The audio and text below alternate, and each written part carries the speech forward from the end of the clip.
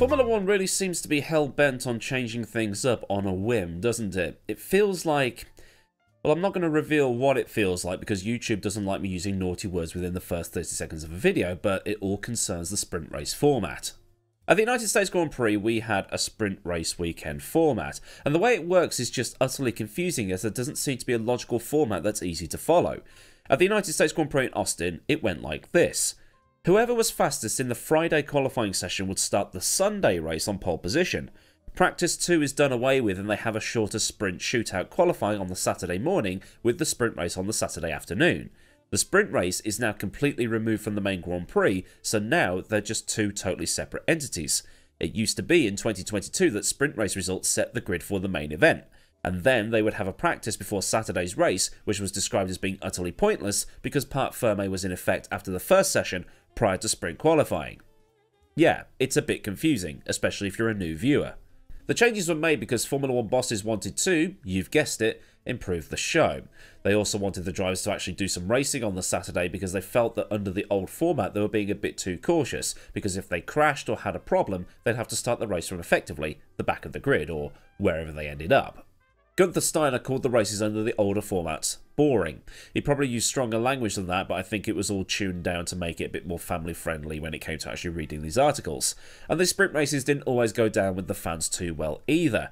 When they were first announced, I said something to the effect of, this isn't touring car racing because at least in Britain, that's how our touring car racing works. 3 sprint races. Well, it's not that simple. I mean, there is still a Saturday qualifying that sets the grid for race 1. So far, so simple, so normal. Then the results of race 1 set the grid for race 2, and then in race 3, positions 6 through to 12 go into a hat, and then the grid is reversed from that point. So if 7th is drawn, 7th to 1st is reversed, and the rest is as it finished. If it's 9th, it's 9th to 1st, 12th, 12th to 1st, and so on. It means that the better and faster cars and drivers could have an easier or harder time coming through the field in race 3 depending on the draw. It can be a little bit difficult to explain to newer or foreign viewers, but once you understand it, it's mostly fine. Mostly. But I suppose with touring cars, the cars are much closer in terms of overall performance, and things like ballast and push-to-pass limitations being thrown in can make it a much closer affair, and that's why it's always close and everybody's fighting with someone. But in Formula 1, where the gaps between cars can be a bit more strung out, it's going to be a little bit harder. So what's on the cards for change next year then? Well, according to Sky Sports, the changes are going to involve having the sprint shootout qualifying, which has a shortened version of the regular qualifying session, which in turn is annoyingly labelled SQ1, SQ2, SQ3, because everything has to be abbreviated these days. They'll then have the sprint race on the Saturday morning and then proper qualifying on Saturday afternoon, so that the weekend seems to follow something like what would happen over a normal race weekend. Everything is together. Having the feature races qualifying on a Friday doesn't make much sense to a lot of people, because they're used to having qualifying on the Saturday, and they have to adjust to the new formats on a race-by-race basis. So you've got the long session followed by the short session. It doesn't make any sense to anybody. It's made worse that they changed the rules and format for this year, only to announce they'll change it for next year. So what it effectively means in 2024, if everything goes ahead, is that they'll have the short race stuff followed by the long race stuff. A bit like how the BTCC used to work in the late 1990s. You had qualifying for the sprint race, and then the sprint race. You then had qualifying for the feature race, followed by the feature race. Now, I use sprint and feature because that's how I know it from all those years ago, from like 25 years ago or whenever it was. But I guess really it's sprint race and Grand Prix, but the phrases are interchangeable.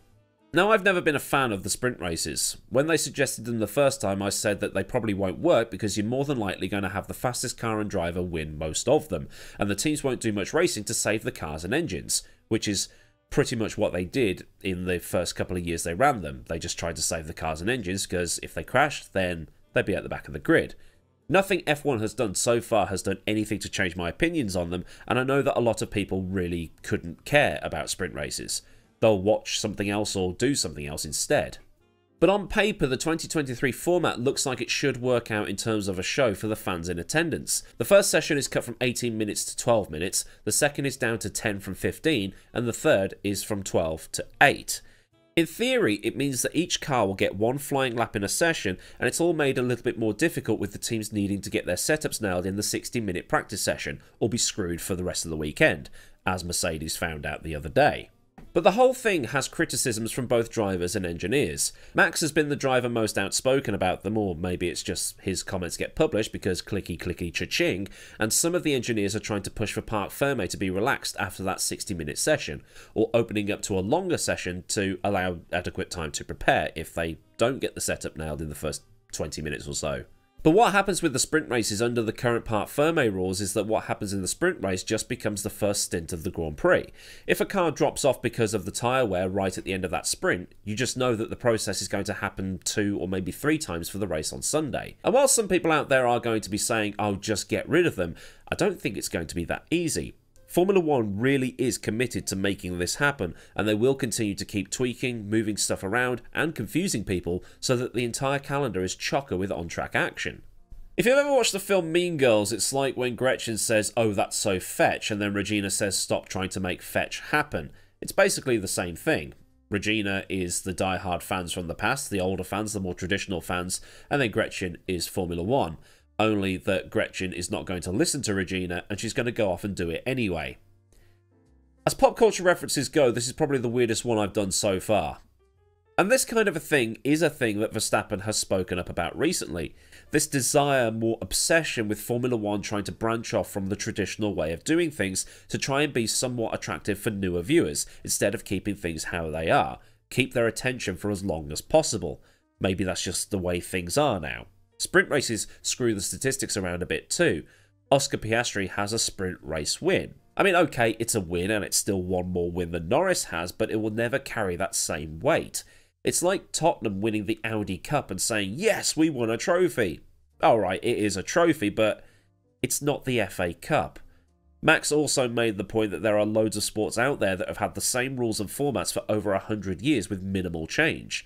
F1 is always going for these big changes, constantly. And this is what is happening with the sprint races. Formula 1 is, to revisit that thing I wanted to say, constantly lobbing shit at the wall in the hope that it sticks. I've also said in the past that this doesn't really do well for the whole sustainability thing, because teams are being told they have a limited amount of X, Y and Z over the year, but then they're saying do 24 races plus 6 or so of these sprint races. And then there was his criticisms of it being more about the commercial side rather than the sporting side. Look at the British Grand Prix, for instance. Everybody wants a ticket for the Sunday, however much that ticket is, because the prices go up and up and up year on year on year. But despite the cost of living crisis, despite inflation, despite the ticket prices going up and up and up and up, Silverstone is always rammed. They go on the Sunday because that's where the action is. Not many people are going to want a general admission ticket for the Friday or the Saturday, because that's the 2 practice sessions or practice and qualifying session that could, under the way the weather works here, be a washout with no running. So F1's thinking is, we'll put something on where the cars have to be running somewhat competitively, and people will then want a ticket for the Friday and the Saturday as well, or as opposed to the Sunday if they can't get one. And this goes for all the other sprint races too. But then you've got things like the Indy 500 and the 24 Hours of Le Mans that have their traditions that are really set in stone and they won't deviate from them, as good or bad as that can be. Good because it's the way it's always been and you know what's going to happen, and bad because it might stop progress happening in some cases in terms of growing things beyond where they currently are. The Indy 500 has something called Carb Day. It's a closed practice session where in the olden days the team sent the cars out and they tuned the carburetors for the actual 500. Those cars haven't had carburetors in God knows how long, but they still have Carb Day. Whereas Formula 1, and sorry to keep sounding like a broken record, seems to have this thing of more races on the calendar, more miles flown around the world, more mechanics quitting because of the schedules, and I've talked to a couple, they really are quitting because the schedule is just too much for them, and it's all for TV and all for revenue. Probably because F1 is trying to recoup the massive losses from the 2020 season. It is going to keep going with this until it finds a format that everybody likes. It's almost like a, well, MotoGP can do it, why can't we, type of thing. But what's good for something like MotoGP or the junior categories might not be what's good for Formula 1. So what would be the best way of fixing it then, if you can call it that? There's always the prospect of reverse grids. And a lot of places that I've been reading about this from have suggested reverse grids and pointed to Hamilton's run at the 2021 sprint race in Brazil, where he was overtaking somebody every 1.5 laps or so. But what happens there is, if you've got a situation like Hamilton in 2021, or this season where Verstappen and Red Bull are dominating, or whoever else it might be, the car that's starting at the back that's a second a lap faster than the rest will just zip through, and it becomes a case of, oh, well, he had a rocket ship, so there was no real skill there, was there? But you also need to factor in this thing of 1,000,001 overtakes does not a good race make, especially if it's all DRS assisted. So maybe what you could do is have reverse grids and then turn off the DRS, make the drivers actually do some work for those positions. The outlets I've been reading from are also proposing the option of separating the sprint races from the Drivers' and Constructors' Championship entirely. But what happens there is, if you've got two separate championships, then the purists are going to be thinking, well, what was the point in having the races to start with? And the slots where the F1 cars are racing could be filled with a national series instead. A little bit like how the V8 supercars in Australia do a support race for Formula 1 when they go to Melbourne. The BTCC used to run a race at Silverstone in support of the British Grand Prix, so you could have maybe, I don't know, something a little bit different. British GT at Silverstone, those Stock Car Brazil things at Interlagos, or even, and this sounds crazy, do something with IndyCar at COTA. Fans get to see other forms of motorsport then, not just Formula 1. It might open their minds a bit to another series, introduce them to some cool series, cars, drivers, and give those smaller series a chance on television outside of those native countries. Especially since some of these more niche series are starting to crop up in video games and simulators across the board. Those Stock Car Brazil things are in Automobilista 2, and I think they're in iRacing now. I haven't really checked, but it's something cool. So you might have driven them in a video game but not known anything about them, and YouTube might only have very select clips. There's also been suggestions that there be prize money bonuses for the winners in these races. If a team like McLaren or Aston Martin wins those races, then as Christian Horner pointed out, you might actually see some celebrations. Drivers getting out of the car like they've just completed testing and not really showing much emotion doesn't really carry over to the casual fan. He's just won, but he's acting like he's just finished 5th, that kind of thing. If the drivers don't care, the fans won't care. They'll switch off and do something else with their time because the drivers and teams aren't treating it like they should, if that makes any sense. Jude Bellingham isn't going to celebrate a goal against, I don't know, some small team on the Canary Islands. Against Barcelona, he's going to go mental. I guess it also doesn't help that Formula 1 tries to continue shoving these sprint races down our throats and just keep on trying these gimmicky things. And anything they do change for the sprint races, so if they do the reverse grids or anything like that, it's going to sound like a gimmick.